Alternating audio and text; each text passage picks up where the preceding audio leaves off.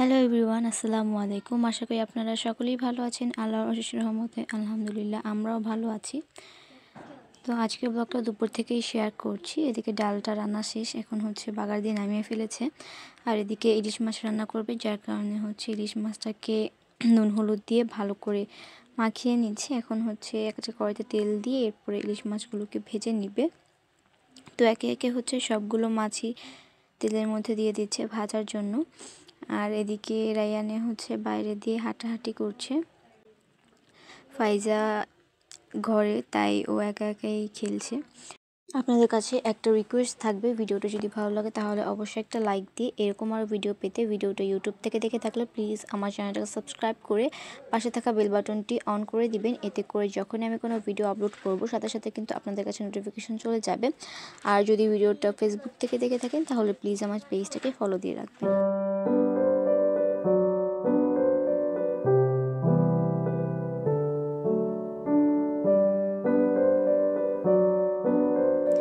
তো এদিকে মাছগুলো ভাজা শেষ, এখন একে একে সবগুলোকে উঠিয়ে নেওয়া হচ্ছে।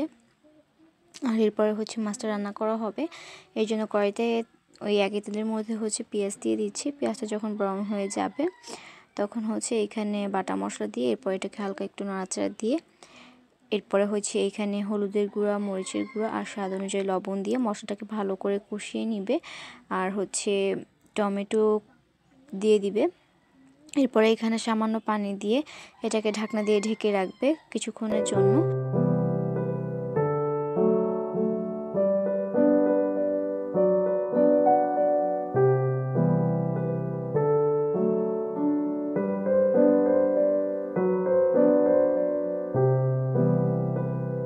কিছুক্ষণ পর ঢাকনাটাকে উঠিয়ে নাড়াচাড়া দিয়ে এরপরে মাছগুলোকে দিয়ে নামিয়ে ফেলবে।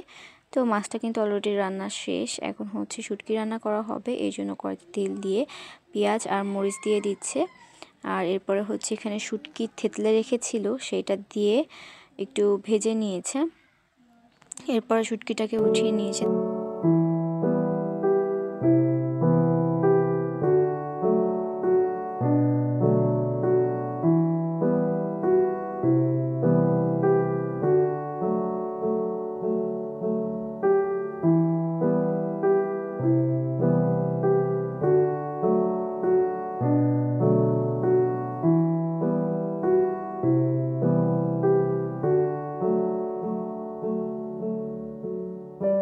এখানে সব ধরনের বাটা মশলা দিয়ে মশলাটাকে একটু কষিয়ে নিচ্ছে সামান্য পানি দিয়ে।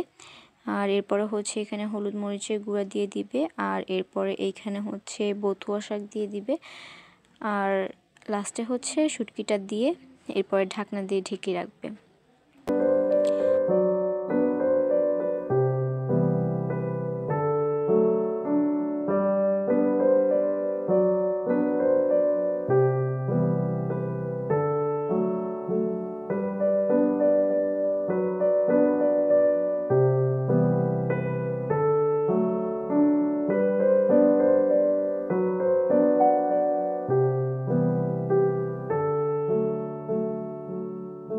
তো এরপরে ঢাকনাটাকে উঠিয়ে এরপর নাড়াচাড়া দিয়ে নামিয়ে ফেলে শুটকিটাও কিন্তু রান্না হয়ে যাবে।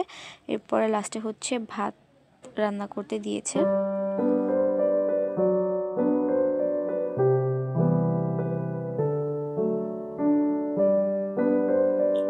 এরপরে বিকেলে আম্মু থানকুনি পাতা আনতে গিয়েছে। তো এখন তো এই পাতা দেখাই যায় না কোনো জায়গা, অনেক কষ্ট করে ক্ষেতের পাশে একটা জঙ্গলের মতো, সেইখানে আম্মুগুলো খুঁজে পেয়েছে। এগুলো দিয়ে বড়া তৈরি করবে।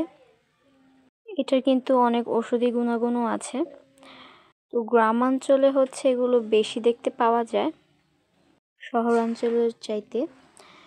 তো এখন আম্মু এখান থেকে কিছু উঠিয়ে নিয়ে আসবে, এরপরে বাসায় এনে বড়া তৈরি করবে। তো এখন পাতাগুলোকে নিয়ে এসেছে সব। আর এদিকে চালও আছে, চালগুলোকে আগেই ভিজিয়ে রেখেছিল। এখন পাতাগুলোকে ভালো করে ধুয়ে পরিষ্কার করে নিতে হবে।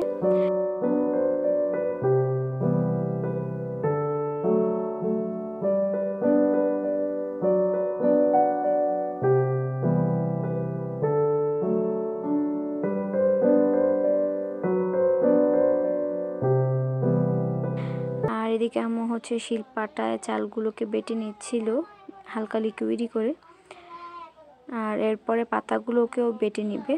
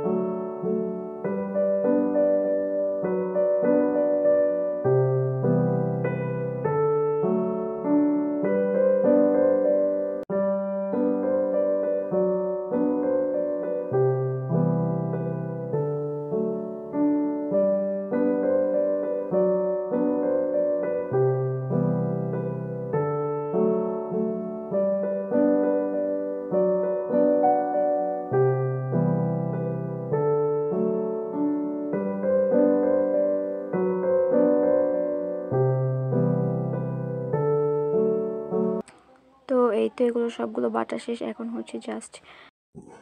হচ্ছে এইখানে সামান্য লবণ দিয়ে এরপরে এটাকে মাখিয়ে নিবে। এটা দেখে মনে হচ্ছিল যে গ্রিন কালার ফুড কালার দিয়ে এরপরে হচ্ছে এটাকে মিক্স করা হয়েছে। তো এখন হচ্ছে কড়াইতে তেল দিয়ে দিচ্ছে, এরপরে একে একে এগুলোকে ভেজে নিবে। তো এখন কড়াইতে হচ্ছে একটু একটু করে দিয়ে দিচ্ছে বড়ার মতো। এটা বেশি লিকুইড হয়ে যাওয়ায় গোল হতে চাচ্ছিল না।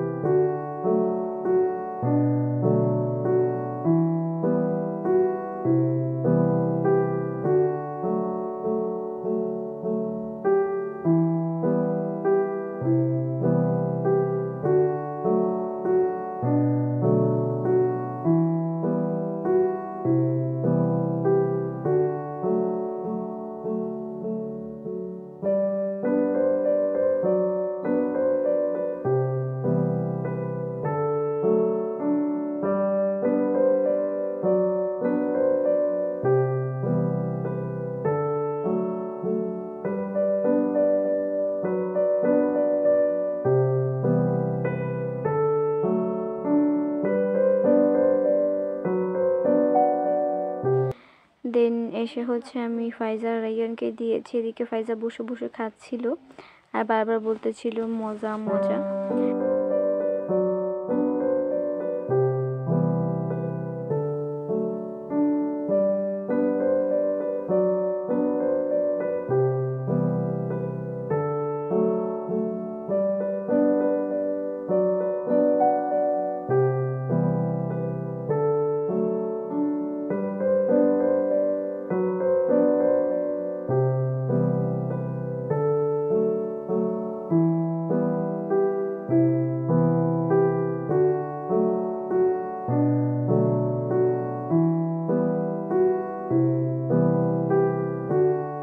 তো যাই হোক, আজকের মতো এখানেই বিদায় নিচ্ছি। দেখা হবে নেক্সট কোনো ব্লগে। ততক্ষণ সবাই ভালো থাকবেন। আল্লাহ হাফেজ।